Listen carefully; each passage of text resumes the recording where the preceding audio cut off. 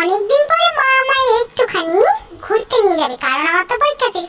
চলো ঝটপট রেডি হয়ে যাই। আচ্ছা, আমায় কেমন লাগছে একটু কমেন্ট করে জানিও কিন্তু, ভালো লাগছে তো? তো চলো যাওয়া যাক।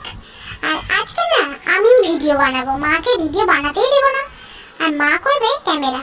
চলো হাঁটি হাঁটি করে যাই, দেখা যাক মা আমায় কি খাওয়ায়। তারপর মায়ের সাথে টোটোয় বসে আমি আর মা যাচ্ছি।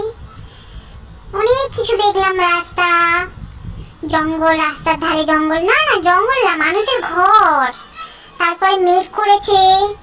এইসব দেখতে দেখতে চলে এলাম ফুচকা দোকানের কাছে।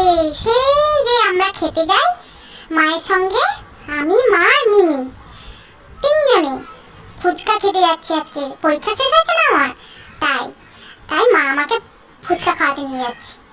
তারপরে আমি দেখছিলাম কি খাওয়া যায় কি খাওয়া যায়। তারপরে মাকে বললাম দই ফুচকা খাবো। তারপর মা দই ফুচকা অর্ডার দিল। আরও কিন্তু অনেক কিছু খেয়েছি, পরের ব্লগে সব কিছু দেখাবো, তোমরা কিন্তু দেখো। আচ্ছা, ভিডিওটা ভালো লেগেছে তো? ভালো লাগলে